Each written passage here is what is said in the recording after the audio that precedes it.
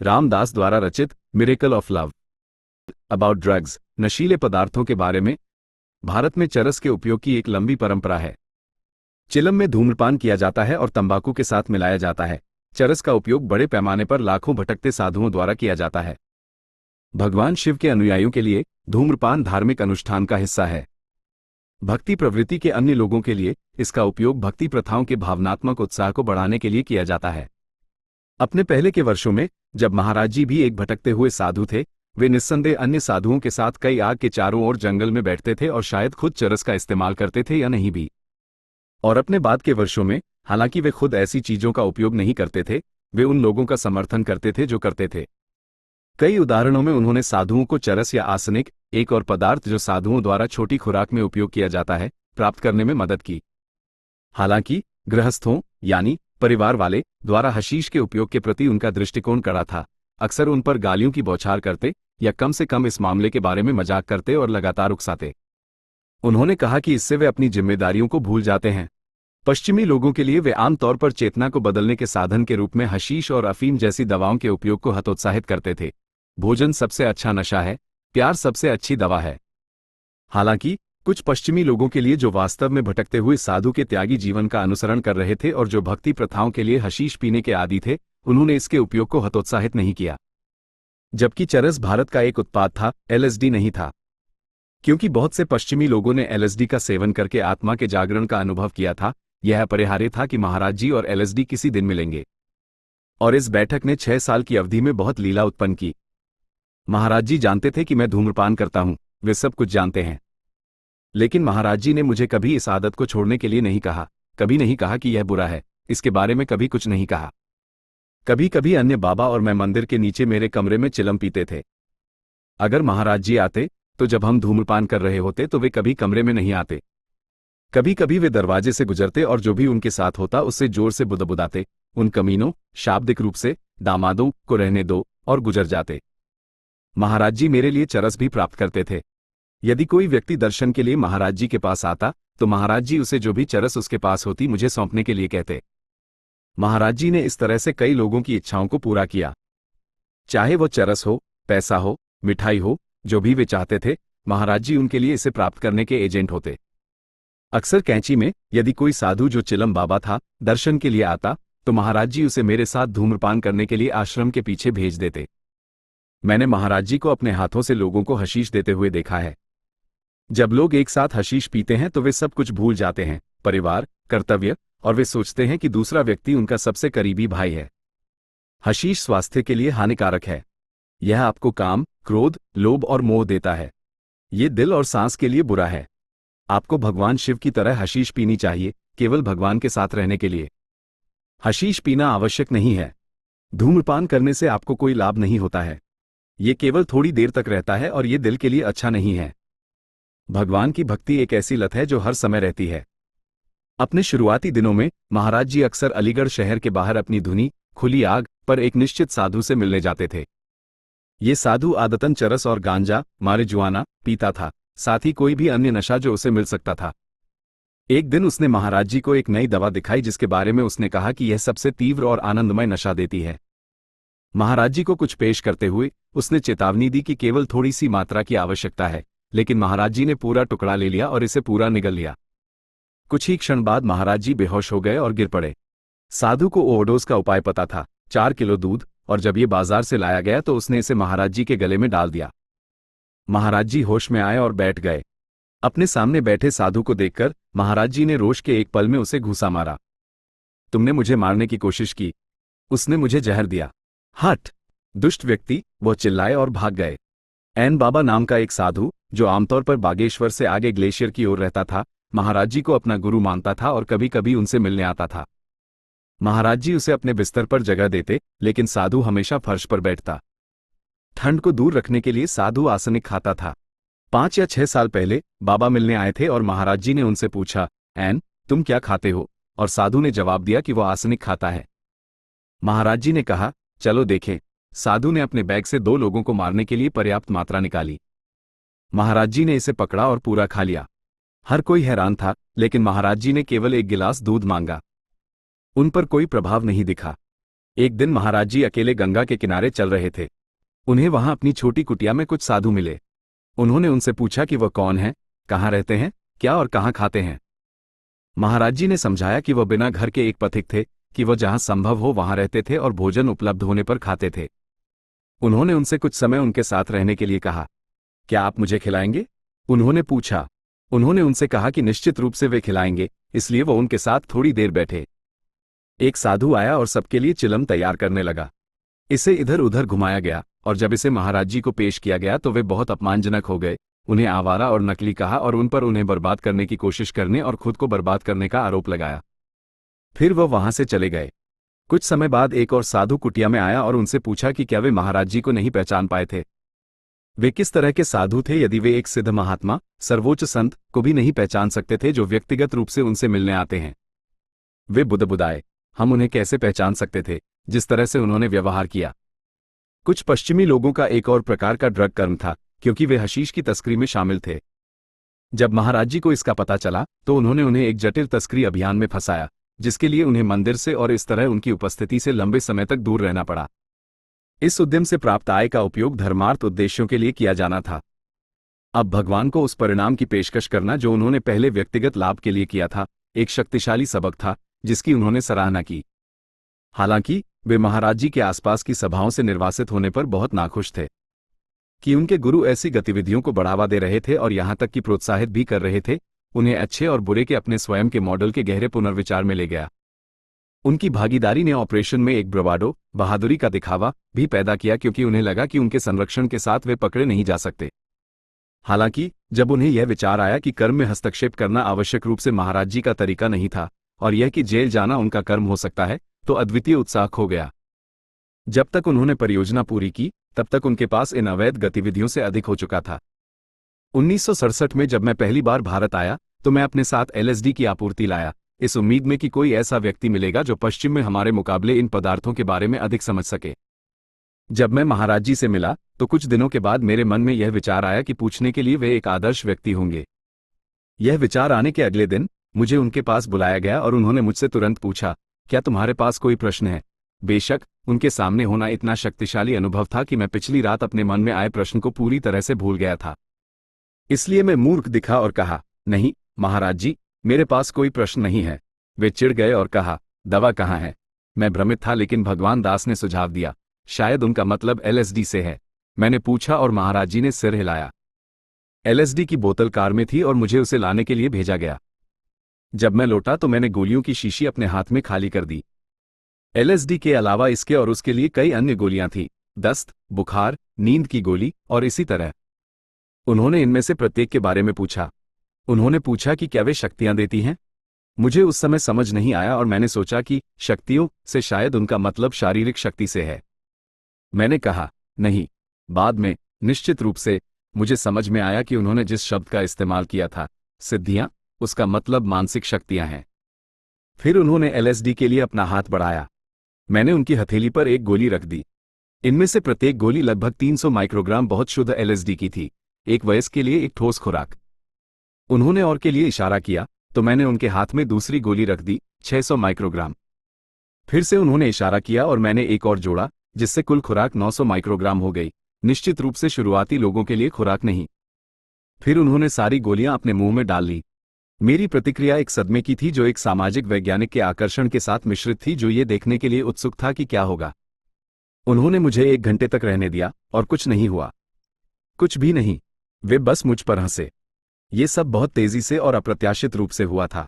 जब मैं 1968 में संयुक्त राज्य अमेरिका लौटा तो मैंने कई लोगों को इस एसिड कारनामे के बारे में बताया, लेकिन मेरे अंदर एक संदेह बना रहा कि शायद उन्होंने मुझे बेवकूफ बनाया था और गोलियों को अपने कंधे पर फेंक दिया था या हथेली में छिपा लिया था, क्योंकि मैंने वास्तव में उन्हें उनके मुंह में जाते नहीं देखा था। 3 साल बाद जब मैं भारत वापस आया तो उन्होंने एक दिन मुझसे पूछा, क्या तुमने मुझे पिछली बार भारत में रहने पर दवा दी थी? हाँ। क्या मैंने इसे लिया था? उन्होंने पूछा। वहां मेरा संदेह प्रकट हुआ। मुझे लगता है कि आपने लिया था। क्या हुआ? कुछ नहीं। ओह, जाओ। और उन्होंने मुझे शाम के लिए भेज दिया। अगली सुबह मुझे उनके कमरे के सामने वाले बरामदे में बुलाया गया, जहां वे सुबह एक तख्त पर बैठते थे। उन्होंने पूछा, क्या तुम्हारे पास उस दवा में से कोई और है? ऐसा ही हुआ कि मैं अभी भी बस इन केस के लिए एलएसडी की एक छोटी आपूर्ति ले जा रहा था, और यह स्पष्ट रूप से वो था। हाँ, इसे लाओ, उन्होंने कहा। तो मैंने किया। बोतल में 300 माइक्रोग्राम की 5 गोलियां थी। गोलियों में से एक टूटी हुई थी। मैंने उन्हें अपनी हथेली पर रखा और उन्हें उनकी ओर बढ़ा दिया। उन्होंने 4 टूटी हुई गोलियां ली। फिर एक एक करके, बहुत स्पष्ट रूप से और बहुत जानबूझकर, उन्होंने प्रत्येक को अपने मुंह में रखा और निगल लिया। मेरा एक और अनकहा विचार अब उत्तर दिया गया। जैसे ही उन्होंने आखिरी निगल लिया, उन्होंने पूछा, क्या मैं पानी ले सकता हूं? हाँ, गर्म या ठंडा, इससे कोई फर्क नहीं पड़ता। वो पानी के लिए चिल्लाने लगे और जब लाया गया तो एक कप पिया। फिर उन्होंने पूछा, काम करने में कितना समय लगेगा? 20 मिनट से 1 घंटे तक कहीं भी। उन्होंने एक पुराने व्यक्ति, एक लंबे समय के भक्त को बुलाया जिसके पास घड़ी थी, और महाराज जी ने उस आदमी की कलाई पकड़ ली, अक्सर इसे घड़ी को देखने के लिए अपनी ओर खींचते। फिर उन्होंने पूछा, क्या यह मुझे पागल कर देगा?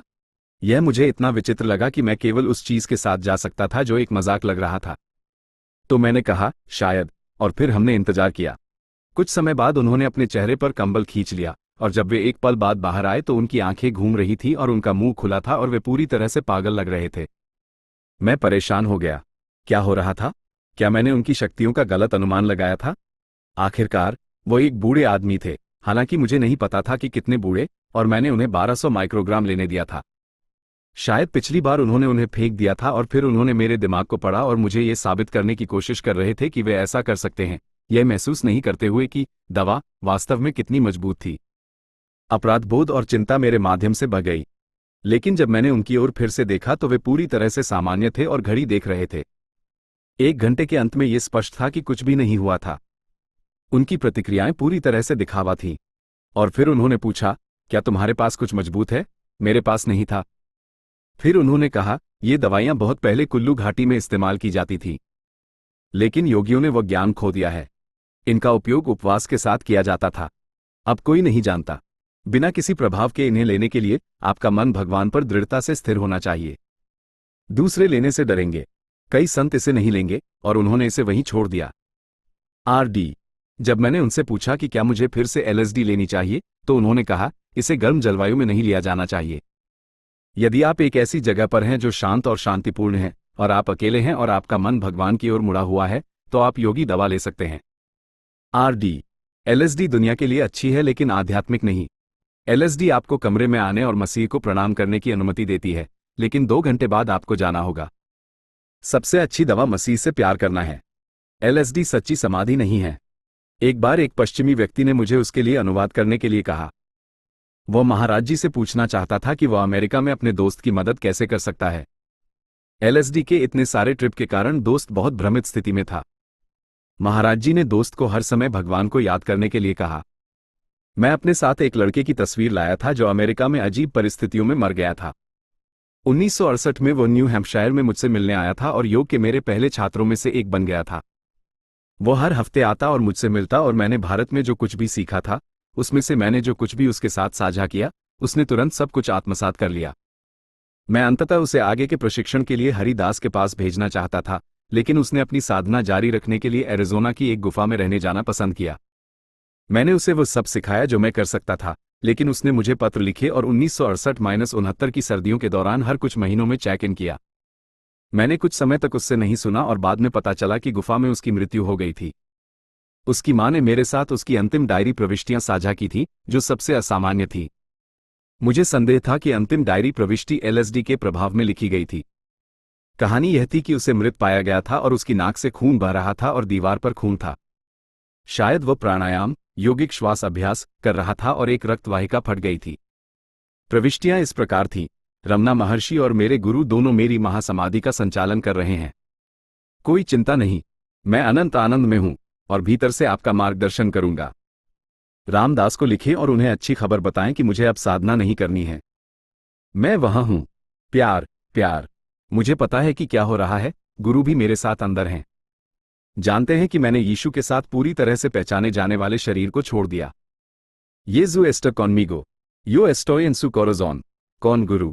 मैंने उसकी मां से वादा किया था कि जब मैं अगली बार महाराज जी के साथ रहूंगा तो मैं उनसे उनके बेटे के बारे में पूछूंगा। उचित समय पर मैंने उसकी हाई स्कूल ग्रेजुएशन की तस्वीर ली और उसे महाराज जी को सौंप दी। उन्होंने इसे बारीकी से देखा और फिर कहा, वो अपने शरीर में नहीं है। यह सही है महाराज जी, दवा लेने से उसकी मृत्यु हो गई। आहा, मैंने ऐसा सोचा था। इसका मतलब मेरे लिए यह था कि उसने वास्तव में सच्ची समाधि में प्रवेश नहीं किया था, लेकिन शायद एलएसडी पर रहते हुए प्राणायाम किया था। लेकिन फिर महाराज जी ने जाहिरा तौर पर मेरे संदेह को समझते हुए कहा, नहीं, सब ठीक है। वो पुनर्जन्म नहीं लेगा। उसने अपना काम पूरा कर लिया। अब वो मसीह के साथ एक है। वो तुमसे बहुत प्यार करता था। वो तुम्हारे बारे में रोया। महाराज जी कुछ समय तक चुप रहे और फिर उन्होंने कहा, तुम्हें उसकी मां को बताना चाहिए कि उसे चिंता नहीं करनी चाहिए। वो मसीह के साथ है। वो उस पर नजर रख रहा है। उसने अपना काम पूरा कर लिया। महाराज जी ने डायरी के शब्दों को बिल्कुल उद्धृत किया था और उन्होंने मुझे दिखाया था कि कुछ परिस्थितियों में एलएसडी भगवान के पास लौटने का वाहन हो सकता है। फिर महाराज जी आंखें बंद करके चुपचाप बैठ गए। वो क्षण बहुत शक्ति का था। आरडी नशीले पदार्थों के बारे में एक सुबह हम में से कई लोग जिन्होंने एसिड लिया था ने जल्दी आश्रम में घुसने और आगे की सीटें पाने का फैसला किया। इसलिए हम सभी आलू के खेतों, धारा के ऊपर और दीवार के पार चले गए। हमने सीताराम, सीता, राम की पत्नी और राम के नामों का उपयोग करते हुए अभिवादन के आह्वान के बीच अपना सुबह का स्नान किया, अपने ताजे साफ कपड़े पहने और तख्त के सामने अपनी आगे की सीटें प्राप्त की। हम केंद्रित हुए, अपना ध्यान किया, या जो कुछ भी कोई महाराज जी के बाहर आने का इंतजार करते समय करता है। हम सभी कतार में थे, ट्रिपिंग कर रहे थे। मैं तख्त के एक छोटे छोर पर बैठा था। अचानक दरवाजा खुला, बैम, और वहां महाराज जी एक बिल्कुल नए साइकेडेलिक कंबल में थे जो भक्तों में से एक ने उन्हें दिया था। किसी के पास अपने पैरों पर कूदने का समय नहीं था। वे बस अचानक वहां थे, एक तारे की तरह टिमटिमाते हुए। हर कोई उठने की कोशिश कर रहा था और उन्होंने बस अपना रास्ता बनाया, बेंच पर बैठ गए और हम सभी को अनदेखा कर दिया। वे बस वहां बैठे रहे, कभी कभी किसी को देखते, फिर वे आकाश की ओर देखना जारी रखते। लेकिन वे लाइन के नीचे गए, हर किसी की जांच की, कभी कभी एक पल से अधिक के लिए नहीं। ये लगभग 10 मिनट तक चला। वे जल्दी बाहर आ गए थे और जब आश्रम के बाकी लोगों को एहसास हुआ कि वे बाहर हैं और दौड़ते हुए आए, तो वे तुरंत अपने छोटे कमरे में लौट गए। मुझे वो दृश्य वास्तव में अवर्णनीय लगता जब हम ट्रिपिंग करते समय उनके साथ होते थे। उन्हें वहां बैठे, देखते और बात करते हुए देखने का अनुभव ऐसा था जैसे वहां कोई भी नहीं था। यह कोई नहीं था जो कोई होने का खेल खेल रहा था। वो सुबह ऊपर एक अन्य भक्त द्वारा वर्णित अविश्वसनीय रूप से आनंदमय थी। वो पूरा दिन ऐसा ही था। उस एसिड ट्रिप के समय ऊपर देखें, डी ने महाराज जी को एक नया कंबल दिया था, नीला और पीला और लाल और हरा। मेरे पास उस रंगीन कंबल की एक तस्वीर है। बहुत से लोग एसिड के नशे में थे, मेज के चारों ओर बैठे हुए उनके कमरे से बाहर आने का इंतजार कर रहे थे। जब वे आए तो वे लगभग मेज पर कूद गए, उनमें इतनी ऊर्जा थी। वे बाहर आए, वे वहां थे। उन्होंने ठीक सामने की पंक्ति में बैठी किसी महिला की छाती में प्रहार किया और कहा, क्या तुम्हें एलएसडी पसंद है? ये पहली बात थी जो उन्होंने कही। उन्होंने हंसना शुरू कर दिया और जल्द ही हर कोई हंस रहा था। फिर वे गंभीर हो गए। हर कोई रोने लगा। ऐसा लग रहा था जैसे वे हमारे बटन दबा रहे थे। एक बिंदु पर हर कोई रो रहा था और उन्होंने कहा, ये सब रोना क्या है? मैं रोना बर्दाश्त नहीं कर सकता। ये सब रोना बंद करो। एक नाटकीय एलएसडी घटना ने महाराज जी के भारतीय भक्तों की संवेदनाओं को गहरा ठेस पहुंचाई। एक युवा पश्चिमी व्यक्ति ने एलएसडी ली थी और केवल अपने चारों ओर एक शॉल लपेटकर मंदिर आया था। फिर जैसे ही महाराज जी दो भक्तों की बाहों को पकड़कर चल रहे थे, युवक महाराज जी के पीछे आया और उन्हें पीछे से गले लगाने का प्रयास किया। जैसे ही उसने ऐसा करने के लिए अपनी बाहें उठाईं, उसकी शॉल ने भक्तों के सिर को ढक दिया और साथ ही युवक की नग्नता को भी प्रकट कर दिया। ये घटना, जो किसी दर्शक को निंदनीय लग सकती थी, युवक द्वारा काफी अलग तरह से देखी गई थी, जैसा कि उसके और एक अन्य भक्त के बीच निम्नलिखित संवाद से संकेत मिलता है, जो घटना के समय मौजूद था। खैर, आप जानते हैं कि उस दिन आपकी ट्रिप के साथ मेरा अपना अनुभव आपको पीछे से महाराज जी को पकड़ते हुए देखना था। हाँ, मैं उन्हें चूमना चाहता था। मैं उन्हें गले लगाना और चूमना चाहता था। और महाराज जी हंस रहे थे। आपने दादा के चेहरे को ढक दिया था और जो कोई भी महाराज जी के साथ चल रहा था, अपने लाल कंबल के साथ जब आप उन्हें पीछे से पकड़ने के लिए पहुंचे। आप कंबल के नीचे नग्न थे। महाराज जी सब खिलखिला रहे थे और टिमटिमा रहे थे, अपना सिर हिला रहे थे। जब वह अकेले अपने कमरे में गए तो आप स्वीपर, सफाईकर्मी को प्रणाम करने चले गए। वह आश्रम में सबसे नीचा आदमी था और वह वहां था, मेरे बाहर जाने के रास्ते पर। मैं इतना कुछ नहीं था कि मेरे पास शरीर भी नहीं था। और यह आदमी भगवान था। वहां गंदे झाड़ू के साथ खड़ा था, उसके पास कुछ नहीं था और मुझे उसे प्रणाम करना पड़ा। स्वीपर केवल 12 साल का था, आप उसे कभी नोटिस नहीं करेंगे। वो हमेशा वहां था, लेकिन वास्तव में वह अदृश्य था। जब वह हो रहा था, महाराज जी अपने कमरे में थे, वहां अकेले बंद थे लेकिन बहुत हंस रहे थे। मैं ठीक वहीं खिड़की पर था। महाराज जी हम सबसे पूछ रहे थे, क्या हुआ? वह ऐसा क्यों है? उसने क्या किया? मैंने कहा, महाराज जी मुझे नहीं पता। फिर महाराज जी ने कहा, उसने बहुत अधिक जलेबी खा ली। फिर उन्होंने एलएसडी के बारे में शुरू किया। पूछ रहे थे, क्या तुम इसे लेते हो? क्या तुम इसे लेते हो? क्या तुम इसे लेते हो? हम सभी से उनकी खिड़की के बाहर। एक पश्चिमी व्यक्ति था जिसने गर्व से कहा, हाँ मैं करता हूं। फिर शब्द वापस आया कि आपके पास कुछ भी नहीं था। थोड़ी देर के लिए सन्नाटा था। फिर जैसे हम सब महाराज जी को देख रहे थे, वे अपनी खिड़की की स्क्रीन के ठीक ऊपर झुक गए, सीधे एक भारतीय भक्त की ओर देखा और कहा, नग्न। चौंककर भक्त ने अपने हाथों को अपने क्रोच पर रखा और थोड़ा झुक गया, चिल्लाते हुए, महाराज जी आप बाहर बैठे थे, सबके साथ गा रहे थे। दादा ने बाहर देखा और चिल्लाया, वह रहा। यह वही है। महाराज जी ने देखा और कहा, मुझे नहीं पता। मुझे ऐसा नहीं लगता। मुझे नहीं लगता कि वह है। ये काफी समय तक आगे पीछे चला। दादा कहते, मैं जानता हूं कि यह वही है। मुझे यकीन है कि यह वही है। महाराज जी बस आपको नहीं पहचानेंगे। अंत में लगभग 20 मिनट बाद महाराज जी ने कहा, खैर शायद यह वही है। और फिर उन्होंने आपको बुलाया और आपको जाने के लिए कहा। हाँ, इसका अनुवाद किया गया था। महाराज जी कहते हैं कि तुम दुष्ट हो और तुम्हें तुरंत चले जाना चाहिए। मैंने कहा, ठीक है महाराज जी, लेकिन मुझे समझ नहीं आ रहा कि यह उन्हें कैसे परेशान कर सकता था। मैंने उस दिन उन्हें बहुत प्यार करने वाले के रूप में देखा, पूरे रास्ते।